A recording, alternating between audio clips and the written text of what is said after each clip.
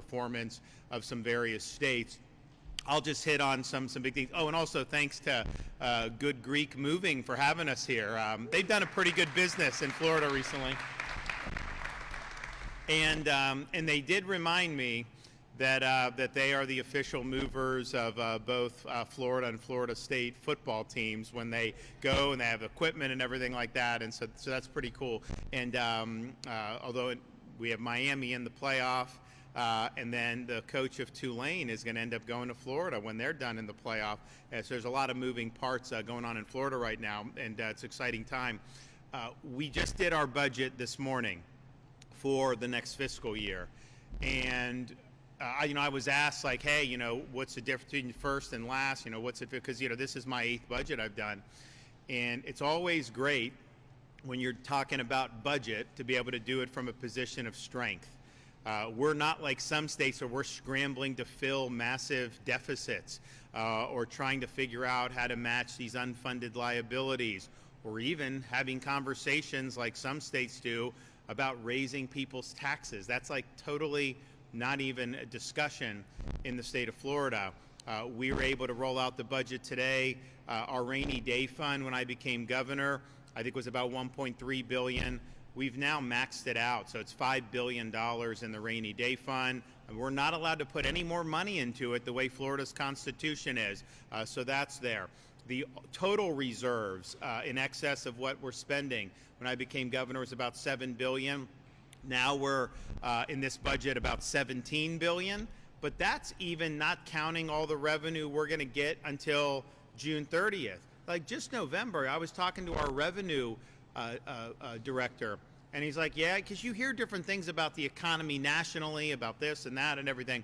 But he's like, yeah, because then they always forecast how much revenue we're going to get in, and that's how you build the budgets.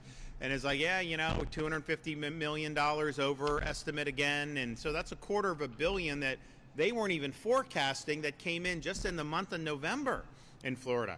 So even if we do a little less than that overage going forward, that's another $1 billion that's going to go on to that. And we've never had, I think since I've been governor, the reserves we've had, those are the biggest reserves we've ever had. It's gone up, and then it went really up and down a little bit. It's still very strong, but we had some years where we were like $22 billion in reserve.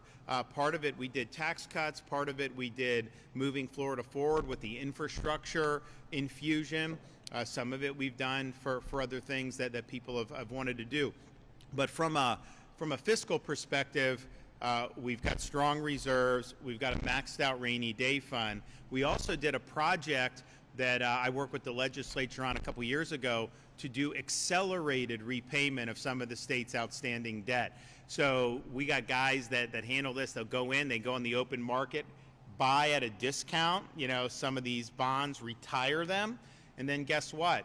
We don't have to pay interest on that. So we've been able to do that, saving hundreds of millions of dollars in interest costs that we're now not having to pay. And if you look at Florida's debt for the history of the state, you go back 180 years until the present. Just since I've been governor, we've retired over half of that from that 180-year period just in my tenure as governor. And after this next budget, assuming we get similar support for the program, we will probably end up hitting like 56% of the debt for the entire history of Florida has been retired under our watch. And again, that means you have really strong fiscal posture, fiscal strength. We've also been able to do things like environmental restoration, massive support for the Everglades, for our waterways, for springs, for our coastline. I proposed when my first week as governor, really ambitious. And everyone was like, wow, you're not going to be able to do it. We did way more than what we promised. Not even close. Really historic run. And we're now actually doing some of the federal projects. We got a great agreement with the Trump administration where we're able to do the federal share of some of the Everglades. They send us the money. We get it done quicker. So that's been a great story. And that's massive, massive investment for that. Education. We have universal school choice. Every parent gets money. They can take it where they want to go. We also just put in for teacher salaries, because people will talk about teachers needing to be paid more. But yet what typically would happen is you'd send money to school districts, and what happens to the money? It almost goes anywhere but the teacher pockets. And actually, you've had school unions fighting pay increases, like in Lee County. Lee County wanted incentive pay to pay more, and the union down there was suing to stop the incentive pay. So that's just what we found. So we said, okay, it does no good to just send money and hope. If you want to increase salaries, do it. So we created a special item in the budget. It can only be used for teacher pay. So we started off with $500 million, which was a big deal. Now this budget I'm doing now, we're doing $1.58 billion in the budget that can only be used for teacher pay, and that's of course in addition to whatever they do locally. Transportation. We have an issue of, and I think these guys are going to talk about migration. We have net in migration. Some states have net out migration, like California. There was a time where you couldn't get a U-Haul in California because so many people were driving them out of the state because they were leaving at such a fast clip. We've seen it in other parts where that's the case. Here, there's been net in migration, and that's not even from any, I'm not recruiting people. It's like people vote with their feet. It's a free country, and they do that. So we have infrastructure that we've got to do. So we have some of these projects that weren't scheduled to take place for 15 years. And I'm thinking to myself, well, what good is that going to do to wait in traffic for 15 years? So we did Moving Florida Forward, which is about a $7 billion infusion. So everything else we do, we're still doing in strong numbers on our transportation, but this is all those other projects get moved up.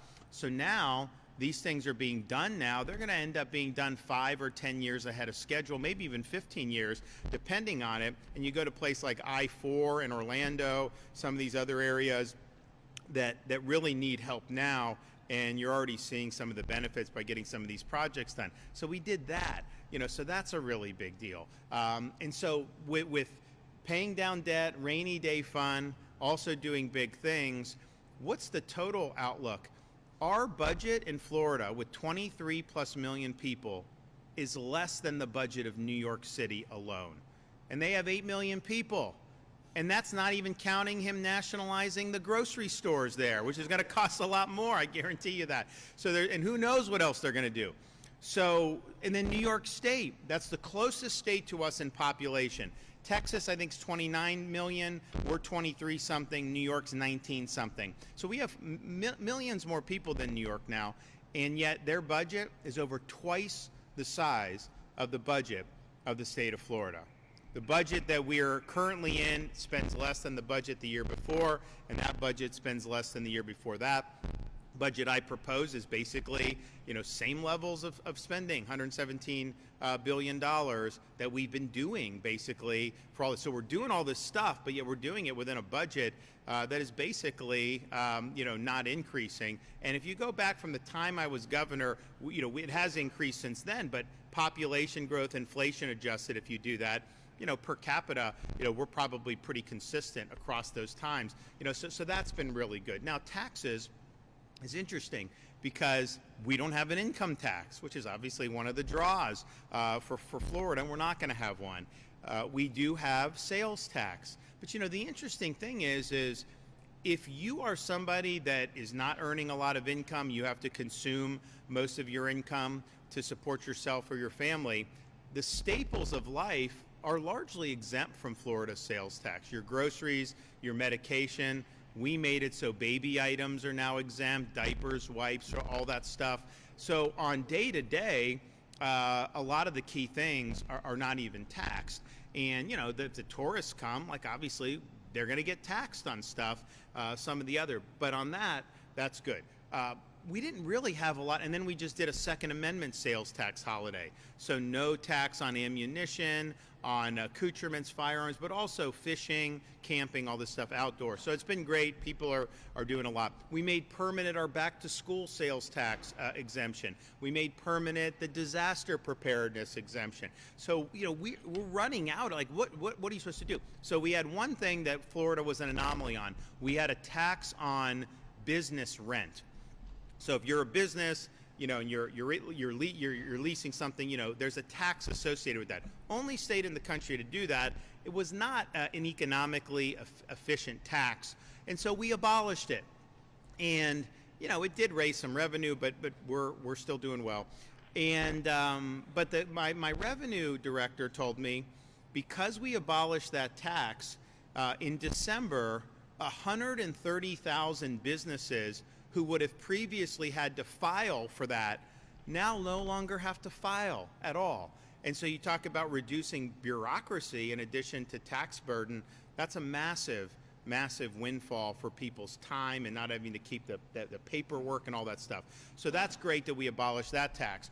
So now I think the challenge is where can we be the most helpful to provide relief for people, particularly for families? And I can tell you, people aren't saying stuff about sales tax, they're talking about property tax. That's what homeowners are feeling. Why? Because as property values increase, even if they don't raise the millage, all of a sudden you're assessed higher and you owe more. 2019, the total amount, and we don't do property tax revenue at the state level. We don't set property tax. We don't have authority to do that. We don't get the revenue. It's a local function. So 2019, the total amount of property tax revenue that went to local governments was $32 billion in the state of Florida. Today, that number is $56 billion. And, some of them may have raised millage over that time, but I think a lot of it is the assessments, the valuations that have gone up. When the value goes down, they're not as aggressive at doing that. Very aggressive when it goes up. And so, we're looking at that and say, man, first of all, that's not sustainable. You can't almost double the revenue every 6 or 7 years and think that that's going to go. So they got a lot of revenue pouring in because there was a population boom, real estate, all this other stuff, and largely spent it rather than doing reductions in tax. And so I think a lot of people are feeling that, particularly younger families, because if they buy a home at these higher prices, their tax basis is a lot higher than someone that's owned their home for 20 years. So we believe that home ownership should mean you own it. We're working very hard on a great proposal that is going to focus on Florida residents and their primary homesteaded property. And I think it's something that can be very, very meaningful to people and really put our state on a great trajectory. But we're working through all that. But just know that in our budget, I actually provided funding for some of these more fiscally strapped states so that if we totally scrapped it, you'd still be able to backfill them and they could do whatever, because there may be a time for some of them to have to transition. But we're in a position to be able to do that, partially because we've had such strong economy. We've been ranked #1 3 years in a row by CNBC and U.S. News and World Report. The one thing that we can control that can be the most significant, though, to give people some breathing room is the property tax relief. And so we're working hard. It's got to go on the ballot. It needs to pass by the voters since it's a constitutional local issue. But, we want you to have your own personal homestead be your own personal homestead. And so that's the vision. We're working through the details, and we need to get support from people, in the legislature on this. So stay tuned. There's going to be more news on that. And the final thing is, before I bring up Steve and Art, is yes, all the things I sketched out on budget, fiscal, small government, regulatory environment, education. Oh, I didn't even mention the higher education. We're #1 in that, like 10 years in a row. And University of Florida just got ranked #1 in the nation, including private, by the Manhattan Institute, because they did criteria about free speech, not having indoctrination, basically like what a university should do. And they did very high. Some of the prestige universities didn't do as high because, honestly, a lot of them are riding prestige and have kind of dropped the ball on other things. But we have not raised in-state tuition since I've been governor of the state. So it's $6,300 for Florida residents, for kids of Florida residents. That's the lowest in the country by far. And we're going to keep it that way. And you get these, we have our Bright Futures program. You don't even need to pay tuition if you qualify for that, or just a fraction of the tuition depending on where you are. So on higher education, that's been a great story. We've been able to do that. And we've been able to do things like now all tenured professors have to undergo review every 5 years and can be terminated for poor performance. So they've been able to filter out unproductive tenured faculty. And our view is your job is to teach, job is to research. Your job is not to, be an activist. If you want to do that, you can go to Berkeley, you can go to all these other places. We want to underwrite serious scholarship and make sure that we're doing subjects that matter. So we've done that, but then we've also created a pot of money for university presidents to recruit directly, and they can hire people with tenure with the Board of Trustees. We're not letting the faculty blackball people for ideological reasons anymore. So this has been a major change just in the last couple years, and I think people start to see this a little bit more as the years go on. But I was at University of Florida the other day. We have something called the Hamilton School for Citizenship and Civics Education, Classical Learning, something along, but basically the buzzwords that are telling you, what, we embrace Western civilization, we embrace the classics, we embrace merit, we embrace high standards, the things that really, I think, used to mark all of our top universities however long ago. But I'm like meeting these faculty. We got the best Civil War scholar from Princeton to go to University of Florida. We got a guy from Harvard for 40 years, just finished his and he's coming to University of Florida. He said he needed a sane environment, and we're comparatively very sane, right? And so you have that. But then I'm like meeting these people, and like some of them, are very young. It's like they're almost like kids, like in their 30s. But like this is where they're going to build their careers. And they came from Chicago, University of Chicago, Stanford, Oxford, Cambridge, you name it, coming there, and that's all because we put this in place to be able to do. So that's something that's really, really meaningful and really, really significant. So the final thing before I introduce them, though, is all that's great. It's great to have good policy. It's great to do that. But what really separated us, and I know their statistics, they're going to get the more recent, the last couple years, hopefully soon. But really, the COVID pandemic created a huge discrepancy in how states were governing, right? Because you had the California, New York, Illinois model, very repressive. It's interesting, you'd have the Illinois governor send his family to Palm Beach, and they would do whatever, and the governor of California would go to the French Lawn. So it was definitely, wasn't even Steven in terms of how they applied it, but it was not done, I think, and it hurt those states. And I think we were the refuge of sanity. And so part of like the real flood of adjusted gross income in businesses and people buying homes was as a result of that really strong contrast that we drew with almost every other state, particularly in the summer of 2020 towards the end. See, once we got to like 2022, everyone always pretended that they were for what we were doing the whole time. I can tell you none of them were for what we were doing. We just said kids had a right to be in school, and you had the teacher unions that were, bringing coffins to our Department of Education building because they said all the kids were going to die and all this stuff. So that's just what we were dealing with. It was mass hysteria, very hostile narrative, and not. But we stood our ground on that. And basically, people just responded, not only in Florida, but across the country. So that was a unique situation. You did it because you were trying to respect people's decision-making, their livelihoods, their freedoms. It wasn't like you were doing it because you're calculating an increase in GDP or any of that. But the reality is it just did supercharge a lot of what was going on economically. And that's kind of a once-in-a-century thing that you have. And I think our state obviously benefited from our approach in terms of the economy. I think like since COVID, we've had more adjusted gross income move into Florida than has ever moved into another state in the history of the United States of America, even adjusting for inflation. But had we done the opposite, I think we would have done way worse than even some of those other states that did it. This state's not built to be governed that way, and I think things would have gotten really bad. So, I'm proud that we were kind of carrying the torch. It was very lonely there for a while. Then more and more people kind of caught on board, and so. But I think the results speak for themselves. So I'm just glad that we have Steve and Art, who were they got a great organization that does a lot of great analysis.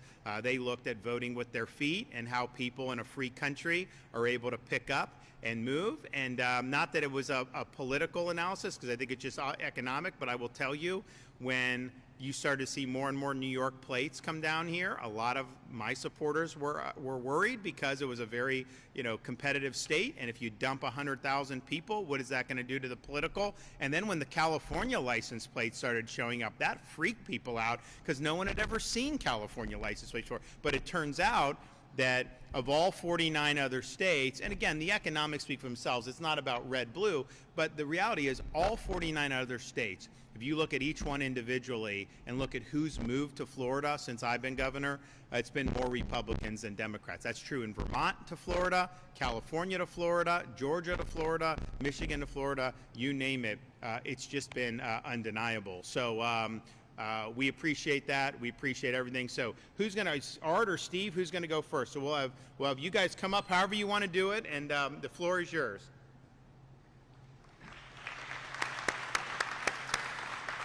Thank you, Governor. I work as the CEO of a group called Unleash Prosperity. There's 4 of us who are the founders of that organization, myself and Arthur Laffer, who you're just going to hear from in a few minutes, and the great Steve Forbes and the great Larry Kudlow.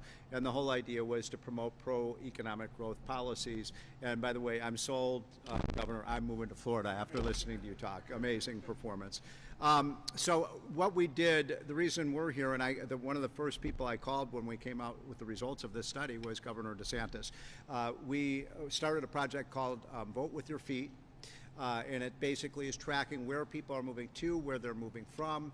We have the Census Bureau data, which is the movement of people, and then, Governor, we have IRS data that shows we don't know who they are, but we know how much income they have by looking at the IRS returns. So to just get cut right down to the chase, we found 2 things that were pretty amazing. One is that Florida has gained roughly the most people on net of any other state over the last 10 years. It's close between Texas and Florida in terms of number of people, but both of those states have something very similar in common, that they are both states without an income tax, and you'll hear from Arthur brag about Tennessee, because Tennessee is also no income tax state. So those numbers are pretty incredible, but what I really want to just spend a couple minutes focusing on is what really made these numbers you're talking about in your budget possible, the fact that you have so much revenue coming in and such a nice budget surplus, and boy, most states would love to be in that position today. What we found, and Tim, if you can show that chart, I think I put it, is this, okay, here it is. So these are the 10 states that have gained the most income cumulatively over the last 10 years. This is through 2022, the most recent data we have from the IRS. And this was the reason I called you, Governor, is look at Florida. Florida has gained $1 trillion of cumulative income over the last 10 years. That is the biggest transfer of wealth into a state in the history of the United States. Nothing else even comes close. Now, Texas, by the way, which has gained the same amount of people, they've only gained, in terms of income, less than half of Florida. What is that telling you? It's the business owners are coming with their businesses, and they're creating jobs here in the state of Florida. So it's a great, great story. Incidentally, if you look at the states that are losing the most population and losing the most amount of money, adjusted gross income to other states, New York, yeah, do we have that one? I'll just show it to you very quickly. You can see here, Governor, that New York is the big loser. And by the way, I love these boxes to Florida from New York City, perfect. So New York is basically bleeding money because of their high tax, high regulation policies. But people would say, whenever I show this to people, Governor, they say, oh, well, that's obvious. People would move from New York to California, from New York to Florida, because you have the beautiful weather. I mean, we're loving this. When I left Washington, D.C. yesterday, it was 32 degrees, and it's beautiful here. But that may explain a bit why people are moving from New York. But look at California. California may even have nicer weather than Florida. And California is bleeding revenues as well. So that last thing I will say about this is that just 2 other quick points. One is, it's not just Florida. I mean, it's not just Texas. The southern states around the country are doing amazing. Even states that, other states used to laugh at, like Arkansas and West Virginia and Alabama and Mississippi, are gaining population from these high-tax states. And that's a story that a lot of people aren't paying attention to. One of my favorite statistics, I'm sure you're probably aware of this, but for the first time in the 250-year history of this country, for the first time ever, the Northeast is no longer the dominant economic region. I don't know if you're aware of that. It just happened last year for the first time, that more GDP, for the first 250 years of our country, it was the Northeast, right? It was Boston, it was New York as the financial center, it was Baltimore, it was Philadelphia, even bleeding into Washington, D.C. No longer. Now the Southeast is what is creating more GDP than any other region. And so the South has become a real dominant region, and Florida has led the way. So congratulations for what you've done, Governor. It is an amazing story. I know Greg Abbott, the governor of Texas, very well. There's been a healthy competition between Texas and Florida to see which would be number one. Right now, number one is Florida. So congratulations. Okay.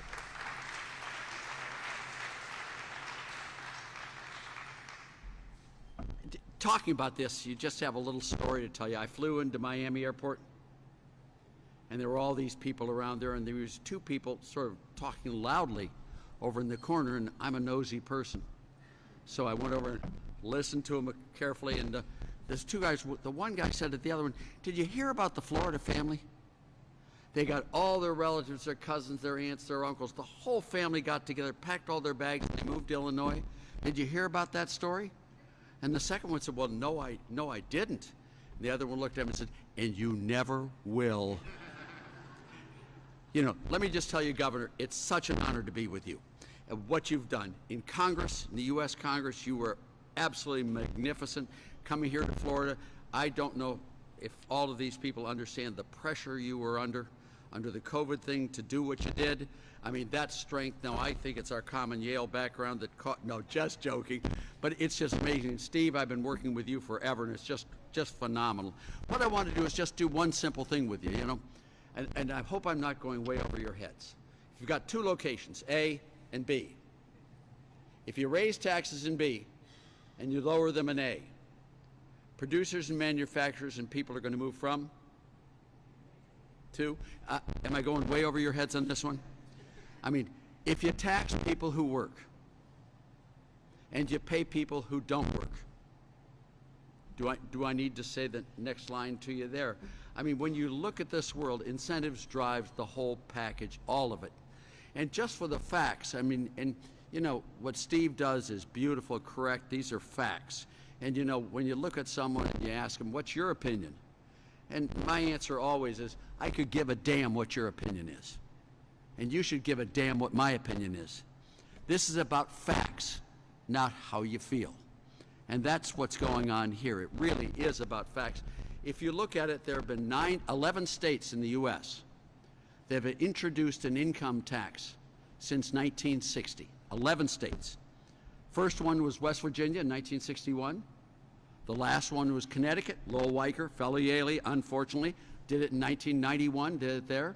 There were 9 states in the middle there. That's Maine, that's Rhode Island, that's Pennsylvania, that's Ohio, Connecticut, New Jersey, Pennsylvania, Indiana, Michigan, even Nebraska did an income tax. I probably missed a couple in there, but they all introduced. What I did back in the olden days is I took each of those 11 states and I lined them up based upon the year they introduced the income tax. You with me on that? So now they all did it at different years, but they all did it there. Ohio was another one, by the way, my home state.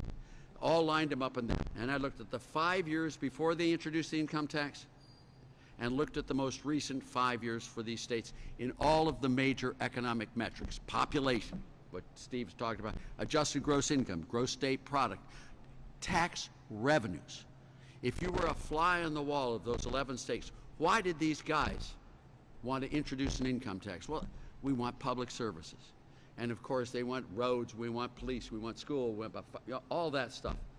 50 to 55% of all the spending in states, every state, is on education.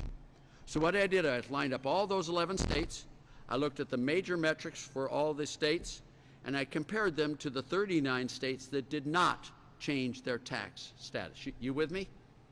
All right, the 5 years before they did it, and then the most recent 5. Every single one of those states, every single one of them, dropped relative to the rest of the nation. I mean, dropped dramatically. Some of them by a lot. I mean, in 1950, Detroit had a population of 1.8 million. Today, it's below 600,000. My home state of Ohio, same thing. These states just collapsed in every single, including tax revenues. These guys did not get the tax revenues either. I mean, if you look at it, New Jersey, in 1965, New Jersey had neither an income tax nor a sales tax, neither one. It was the fastest growing state in the nation. Everyone from everywhere was moving into New Jersey, and they had a balanced budget. When my student, a guy named John Corzine, was governor of New Jersey, he was my student at the University of Chicago, and honestly, just to be fully transparent, a C student. And after the stories of MF Global, I'm not even sure you're in the C, if you know what I mean. They were the highest property taxes, highest sales taxes, highest income taxes, highest corporate tax. They are still way highest corporate tax. All these tax. It's now the sinkingest state and the slowest growing state in the nation, losing people like droves, and they have big deficits in their budgets. You know, this stuff is all economics. If you look at the 9 states, and by the way, if you look at the results on education for these 11 states, everyone except 2 states actually dropped in their provision of educational services to their students. Their test scores went down relative to the rest of the nation. They didn't even get the products that they were looking for in this stuff. If you look at the 9 states with no income tax and compare them with the 9 states that have the high, the 9 states with no income tax beats the living bejabbers out of the 9 states with the highest income tax, year in, year out. It's just a massive thing there. You know, when you look at this stuff, Steve, what you've done, you've taken all this stuff, it's been great. I'm especially impressed, Governor, by your willingness to focus on property taxes. I was very involved in Prop 13 in California, which we limited property tax rate growth to 2% per year. Never can exceed that, and never can exceed more than 1% effective tax rate. You know, if I can help you in any way, shape, or form, I was really up to my ears in that one. You know, I have never been prouder to be a guest in a state of Florida here. Governor, you're the most magnificent thing that's happened to Florida or any state in ages. Thank you very much for all you do, and I hope the rest of the nation follows you so you no longer are alone in your success. We're all successful together. Thanks.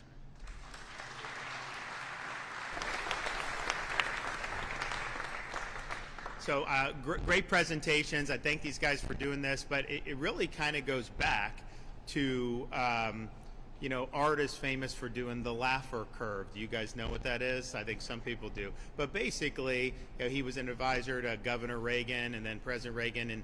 And you know, we had a situation where you had marginal tax rates that reached at one point in this country 90% and then were 70%. And Art made the observation that, well, you know, you can't just say, here's what people are earning, you raise the rate and you're just going to get more, because people change their behavior.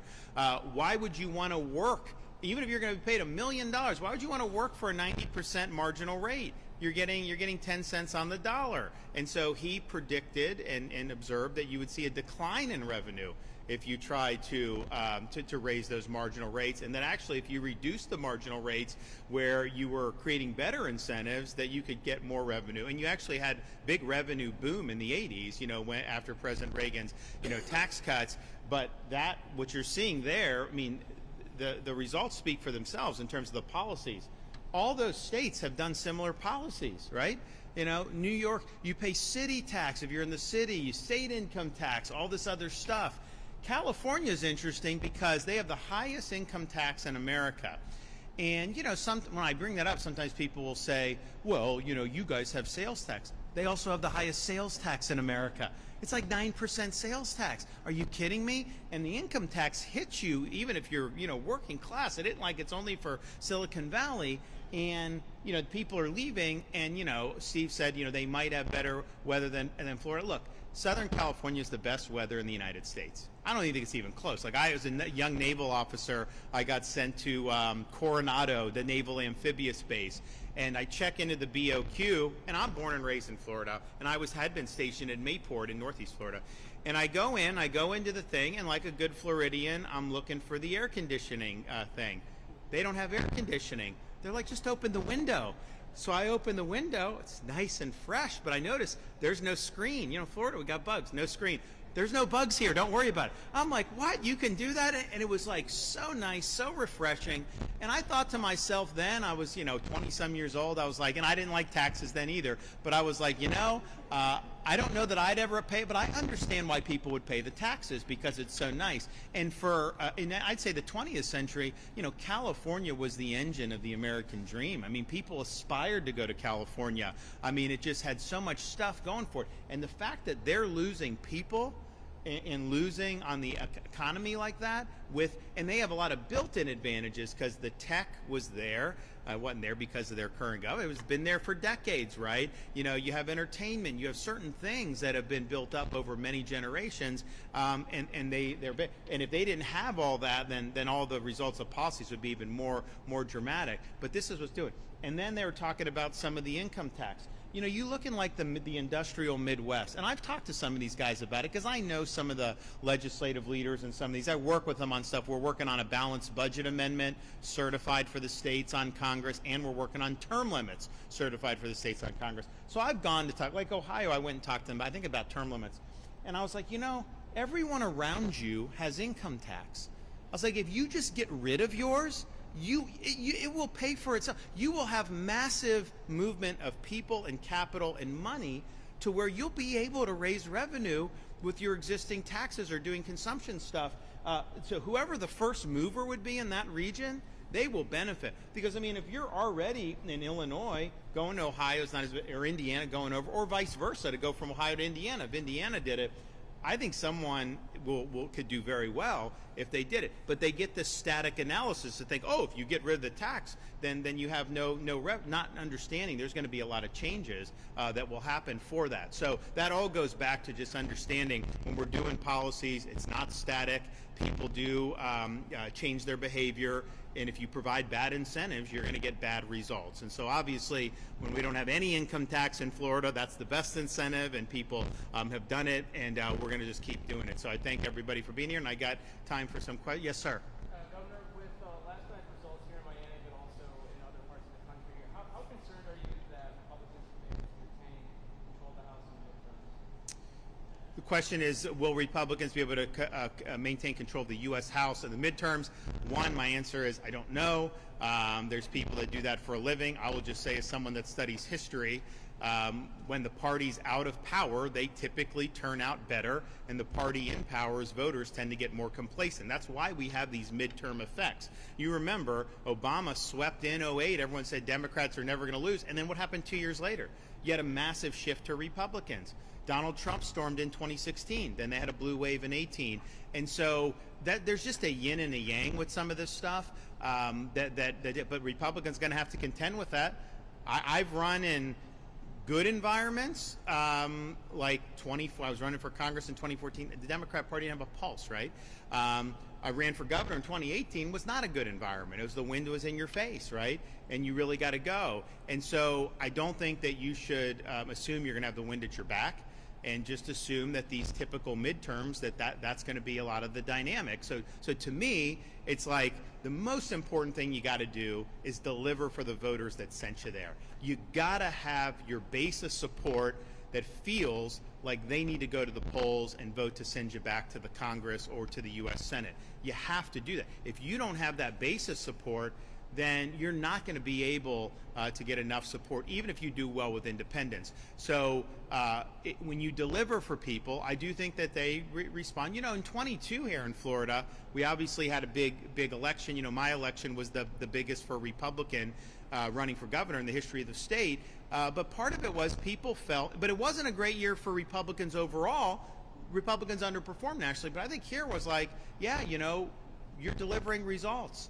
We're going to go out there. We're excited to go out there and vote. And I think that's what, so these congressmen and senators, are they going to get to where the people that put them there are thankful that they're there and realize how important it is, because I think the other side is going to be energized. I think that's just the natural yin and yang of these midterms. Governor DeSantis, last week CFO Ingoglia was here in Palm Beach County, and he brought his flashcards and he showed us that we are the worst in the state when it comes to wasting taxpayer dollars, $344 million.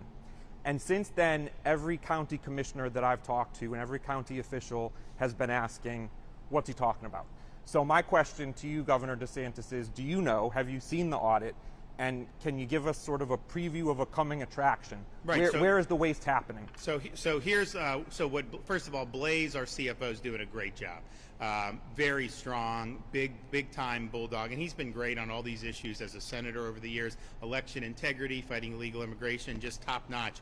So what he's doing in this round is not even itemizing, oh, look at this turkey, look at that. What he's doing is saying, okay, you're getting us, because it goes back to 32 billion taken in 2019, now 56 billion now, right? What he's doing is he's saying, okay, where were you and where are you now? Yes, we're going to give you increase for population growth. We're going to give you increase for inflation. We're going to give you increase to pay your employees more on top of all that. So he's doing very conservative estimates that if spending goes up with all those factors, and sometimes that's considerable, but then it goes up over and above that, that's the level that becomes unreasonable. And so that's the first pass to show where we're looking at the whole thing. He's now going to go in and start to do some individual items. Like, for example, it's like, if you're spending, $1 million on DEI, I think people would rather have a property tax cut. I really do, right? If you're doing some of this other stuff. So he's going to do that. We're also, you're looking at the counties. He's going to look at other major agencies that are in local government and do that. I mean, for example, you've already seen like Broward, like the Broward School District, right? Massive bureaucracy, massive amount of money going to some of this stuff, not necessarily getting into the classroom, right? So all that's going to happen, but the initial one where he's showing the amount over, that's saying, okay, what were you spending before? What are you spending now? Yeah, you got to increase for all these things, and he's very conservative. And I think most people in this room would say, no, you didn't need to increase all that. But he's saying that's fine. He's saying you do all that, and you're still spending hundreds of millions on top of that. What that does is I think it gives taxpayers the assurance that if you have an opportunity to vote on property tax, they're going to, they can tax the Airbnbs and all that stuff still. But like, your personal residence, honestly, they're spending a lot of money. And the budgets have grown. And the question is, would you rather have escalating budgets or would you rather have taxpayer protection? I think most people would rather have taxpayer protection. Yes, ma'am. Governor, a lot of Floridians are trying to understand what's happening between the U.S. and Venezuela and the Caribbean. Were you in the military? You served as a Navy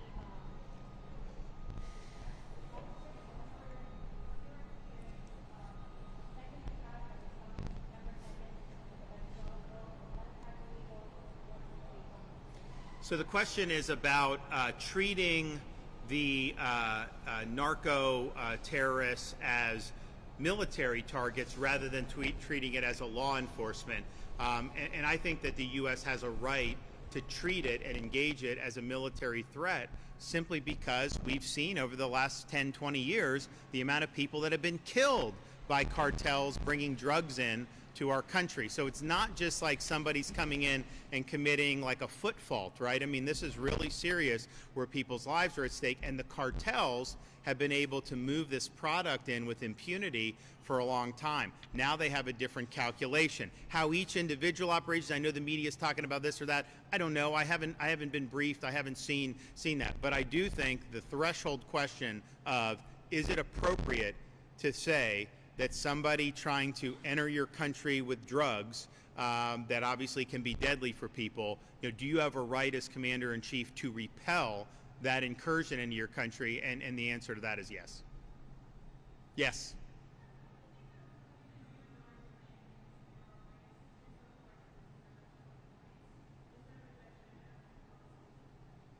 I have no idea. I mean, you guys, the people down there, would know a little bit more than me. I wasn't involved in the runoff. I did an endorsement in the original scrum, and then once it advanced to the runoff, it just wasn't something I was involved in. So I don't know what the issues were or any of that. But look, I would say this.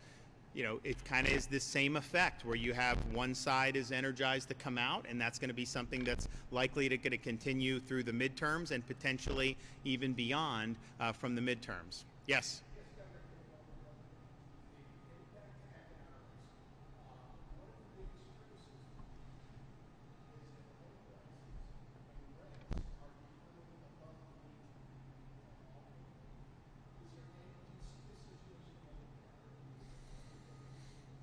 Well, so first of all, I think what the phenomenon you point out is a nationwide phenomenon. If you look right now and you compare the median home price in the United States to median income, it is very out of whack. I mean, just you can't look at 430 and 80,000, and how does that work if a family wants to buy and maintain a residence? And that's not even counting the property tax, insurance, all the other things that go into it. I just saw the analysis on automobiles. New automobile median is now $50,000. I remember when I was, I think probably like a college or law. I bought a pickup truck. I mean, I don't remember exactly, but I mean, it was like $10,000 to $15,000, right? And so, we have inflation, but the incomes aren't rising as fast as that. So it creates an issue. So what are we doing? One, look. Government has helped fuel some of the issues with these markets in the past, right? We can't say we're going to make home prices less or this or that. It's just not something government does a good job on. I think what happened, partially the phenomenon that they're talking, we had a rush of people here. People were buying houses. You could sell a house, a 3-bedroom in California, and then buy like a 6-bedroom in Sarasota with what? I mean, that was, people were buying homes sight unseen. They were going in, they were doing all this stuff. And so it drove up prices. Now, prices went up everywhere, but Florida, you had kind of this crushing demand. And so that's just, so where we were 5 years ago compared to now these things correct, right? These markets work themselves out. You can't, unless you start having a massive increase in income, the idea that those prices are going to be able to stay, and that's what you're seeing now, I think, is homes aren't selling like they were during the COVID surge. I also think sellers are delisting homes because they're not getting offers or not the one. So what I think is going to happen is, as interest rates come down, hopefully they do, mortgage rates, there'll be more buyers in the market, but they're not going to be paying COVID-era prices. And so you're going to have a correction there in the market. Now, rents, we are seeing decline in rent in most parts of Florida. Now, look, Miami's a little bit different. I know West Palm's a little bit different markets. I still think you're seeing some relief there. But you're seeing 10, 15, 20% declines in like Fort Myers and some of these areas. And part of that is because there has been building of Florida. There's been an expansion of inventory, which I think has taken pressure off some of the rents. So the rents in most parts of Florida today are less than they were probably 2 years ago. And I think that trend's probably going to continue. Now, property tax I mentioned, I think that's a great way to provide people relief. Other costs that have gone up, and this is true nationwide. The number one thing, if you look item by item, that's gone up in the last 4 or 5 years has been auto insurance. Well, we did a big restructuring of our legal system that is impacting those markets in a positive way. Progressive just announced they're going to refund $1 billion to policyholders in Florida. State Farm just announced a 10% reduction. I think all the major auto carriers are going to be offering reductions. Now, some people will tell me, hey, I got mine, I didn't see a reduction. I was like, did you search for other companies? No. I was like, well, you got to search for, if you're willing to pay it, they're going to keep charging it. They don't lower prices out of the goodness of their heart. They lower prices because there's other companies that are competing for your business. And so if someone's offering you more competitive rates, you go there, that's obviously going to create a downward pressure. So more and more people are into the market because we changed the tort system instead of trying to benefit lawyers, which it had done, to be more consumer focused. So the auto is likely to continue, and then homeowners as well. Peninsula is the number one carrier in Florida. They announced an 8% reduction, I think, last month. We were just at the reinsurance conference. They're sending capital now to Florida. They're confident because of the way the market has changed and there's more predictability. So you're going to see these rate filings come in over the next 2, 3, 4, 5 months that I think are going to be positive for homeowners. And I've already talked to people that have been able to save. And again, that's just the fact that we've 16 companies have come into the market. They're trying to get new business, and we're doing that. Citizens insurance, which I know is big in Southern Florida. We went from, it ballooned to 1.2 million or 1.3 million. Now it's down to about 400,000, and it may go down to 300,000. So they were collecting all the premiums there and didn't probably have enough to make the pro. But now that they have fewer policies, they actually are going to be in a position where I think you may be able to see some reductions out of Citizens. Nationwide, this is true, not just Florida. The insurance and the taxes are combined more than the principal and interest on a lot of mortgages right now. And that's really tough, because it used to be principal and interest was the big thing. Pay a little tax, pay a little insurance every month, but like that was it was modest. Now that's gone. So our markets have definitely turned in a positive direction. Not having a hurricane has been a huge help. We had 6 major hurricanes in 7 years. That is not good for that market. And then we had a really significant period nationwide of inflation, so that replacing homes was probably 50% to 100% more expensive than it had been just 4 or 5 years ago. And so hopefully that will moderate, and we're in a situation there. But not having the storm this year is big. People are now having confidence. There was a time when the companies did not want to be in this state for this because, there's risks, right? There's perils. But now they say there's predictability. They know they're going to suffer. There's losses that they can articulate and predict. Whereas when you have all the litigation, it used to be you could sue for 3 years. And so they would think that they had done something, and then they're like, I don't want to be a part of Florida. And so that's why a lot of people were going. And again, it's me about creating good conditions so that incentives can take over. So now you have all these companies that have come in. They want your business. You shop around and find the best deal that you can. So there's all those factors that are happening, but I do think we're not going to be able to force prices there. That's not the role of government, but I do think the market, when it goes up a lot, there is a correction, and I do think that that's going to happen.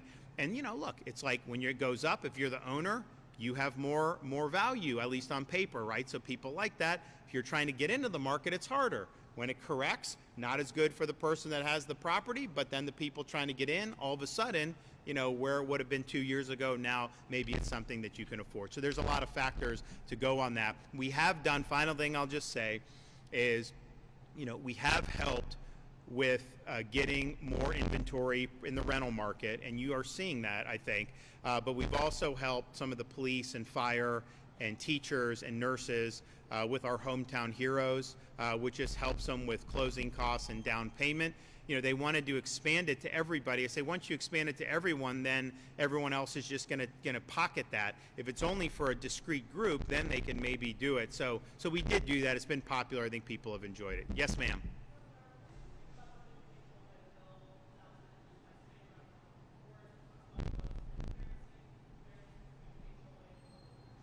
I have not seen it. I do know, just having traveled this state extensively, you get some nasty situations with these HOAs. I get it. On the one hand, if you didn't have anything, then you have one bad neighbor that doesn't cut their lawn, and it's an eyesore. But on the other hand, it's like, man, you put a flag in your front yard, all of a sudden you're getting fined or something like that. So who knows? I mean, I'm happy to look at whatever the legislature does, in that regard. But I haven't seen any specific pieces of legislation. Yes.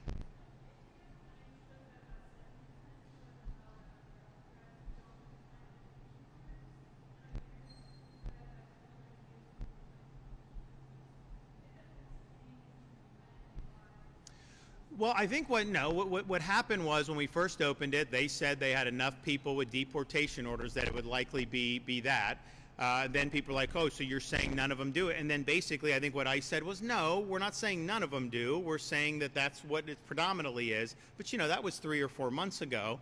And so now we're in a different situation. So I don't know the answer to that. The state doesn't select who goes there. That's selected there by DHS. The state is, basically serving to utilize space to be able to go until they can get more space for themselves. They have very little space in Florida, even though we're the 3rd largest state. So we have the one in North Florida, in Baker County. We're working on one in the Panhandle. We're working on another one south of I-4 that will hopefully be what needs to be done. But my goal would be, if they have enough space to be able to handle this, we don't need to be in that business, right? We're doing it to help them because we don't want these people released on the street if they're supposed to be earmarked for deportation. And we're now closing in on Florida Highway Patrol. I think they've gotten close to 10,000 arrests of illegal aliens this year.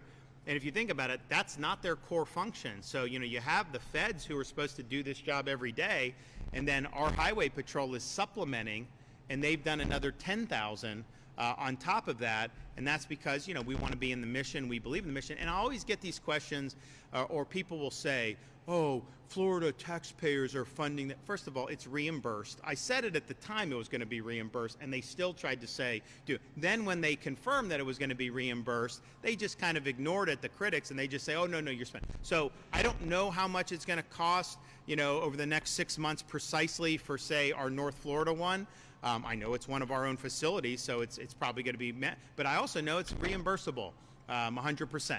So from a taxpayer perspective in Florida, you're not out on that. But let me tell you, you're saving. Illegal immigration costs taxpayers. It costs health care. It costs education. It costs law enforcement, unfortunately, sometimes. It costs accidents. How many, they don't have, we don't give driver's license in Florida. They don't have insurance, and so you have all these problems. And so I never hear the media or the critics talk about how much we're saving taxpayers by removing illegal aliens, and especially some of the criminal aliens who are likely to reoffend. But that's been a big deal. And so from what we've done with Highway Patrol, FDLE, our local sheriffs, all of that, you're talking about a large, sizable, but that's on top of what DHS is doing. And that does make a difference. That makes a difference for taxpayers. So we're going to end up out of this having net gain, and a lot of the gain will be to local communities rather than the state, right? These hospitals, the school systems, all those things. But it's hard. I mean, you get crowded, and then it's also just like how many people coming illegally don't even speak English. So then you inject that into schools, it makes it more difficult. So there's a whole host of problems that I think that stems from that. We're doing kind of what what the people wanted us to do, supplementing the federal government's efforts. And if they had the ability to do it all on their own, then, we would always, if our highway patrol finds somebody and they don't have a license, they're illegal, they will turn them over. But we're active with DHS, and we're happy to do that. Totally happy to do that. Okay, thanks, guys. You guys have a good one. Enjoy the weekend. Oh, it's Wednesday. This is how the brain works. You come to Palm Beach and you think you're here for the weekend because it's so nice. Well, enjoy the rest of the week. Thanks, guys.